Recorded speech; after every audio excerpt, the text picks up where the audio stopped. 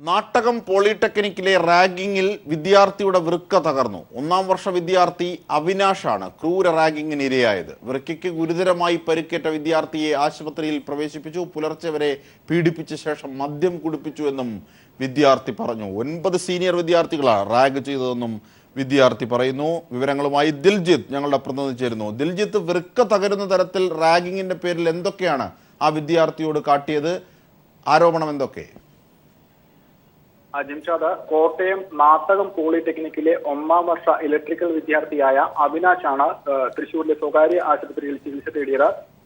ഇക്കഴിഞ്ഞ 2-ാം തീയതി ഡിസംബർ 2-ാം തീയതി സീനിയർ വിദ്യാർത്ഥികൾ ചേർന്ന് ക്രൂരമായി റാഗിംഗ് നടത്തി എന്നാണ് പരാതി. കോളേജ് ഹോസ്റ്റലിൽ നിന്ന് വെള്ളിയാഴ്ചകളിൽ ജൂനിയർ വിദ്യാർത്ഥികൾ വീട്ടിലേക്ക് പോകാറുണ്ടായിരുന്ന ഒരു പതിവാണ് ഉണ്ടായിരുന്നത്.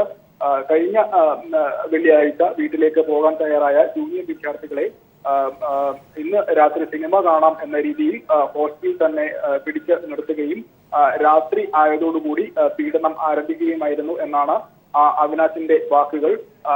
രാത്രി 9:30 തന്നെ കഠിനമായ വ്യായാമ മുറകൾ ചെയ്യിപ്പിച്ച് അവശരാക്കിയ ശേഷം പുലർച്ചെ 3 മണിവരെ കൃത്യമായ ഇടവേളകളിൽ അവർ ആരോഗ്യം വീണ്ടെടുക്കുന്ന സമയത്ത് വീണ്ടും ഇത്തരത്തിലുള്ള വ്യായാമ മുറകൾ ചെയ്യാൻ നിർബന്ധിതരാക്കി. ഒടുവിൽ പുലർച്ചെ 3 മണിയോടുകൂടി തിരികെ തങ്ങളുടെ മുറികളിലേക്ക് പോകാൻ തയ്യാറായ ജൂനിയർ വിദ്യാർത്ഥികളെ വീണ്ടും ഇവർ തടഞ്ഞു നിർത്തി അശ്ലീല ഗാനങ്ങൾ ചൊല്ലി കേൾപ്പിച്ച ശേഷം ഇത് കാണാതെ പഠിച്ച് പാടി കേൾപ്പിക്കുന്നത് വരെ പാടി കേൾപ്പിച്ചാലേ തിരികെ വിടൂ എന്ന തരത്തിലാണ് ഇവർ പറഞ്ഞത്. ഇവരുടെ ഭീഷണിയെ തുടർന്ന് ഇതും അനുസരിച്ച വിദ്യാർത്ഥികളെ വീണ്ടും വിടാനുള്ള ഭാവത്തിലായിരുന്നില്ല സീനിയർ വിദ്യാർത്ഥികൾ. തുടർന്നും അവർ കൈവശം സൂക്ഷിച്ചിരുന്ന മദ്യം നിർബന്ധിച്ച ജൂനിയർ വിദ്യാർത്ഥികളെ കൊണ്ട് കഴിപ്പിച്ചു.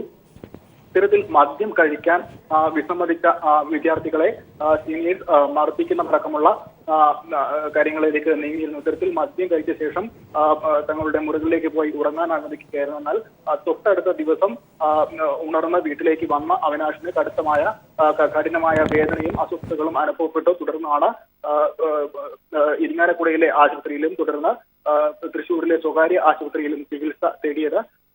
അവിനാഷിന്റെ വൃക്കയ്ക്ക് ഗുരുതരമായ തകരാർ സംഭവിച്ചിട്ടുണ്ട് എന്നാണ് ഡോക്ടർമാരുടെ വിലയിരുത്തൽ. ഇതുവരെ 3 തവണ ഡയാലിസിസ് നടത്തേണ്ടി വന്നിട്ടുണ്ട്. മദ്യത്തിലൂടെ വിഷവസ്തുക്കൾ ഉള്ളിലെത്തിയതാകാം വൃക്കയ്ക്ക് ഇത്തരത്തിലുള്ളൊരു തകരാർ സംഭവിക്കാൻ കാരണമെന്നാണ് ഡോക്ടർമാർ പറയുന്നത്. ഈ ഒരു സംഭവവുമായി ബന്ധപ്പെട്ട് സീനിയർ വിദ്യാർത്ഥികളായ അഭിലാഷ്, മനു, റെയ്സൻ, ജെറിൻ, ശരൺ, പ്രവീൺ, ജയപ്രകാശ്, നിതിൻ എന്നിവർക്കെതിരെ അവിനാഷിന്റെ അച്ഛൻ ശിവദാസൻ കോട്ടയം പോലീസിൽ പരാതി നൽകിയിട്ടുണ്ട്.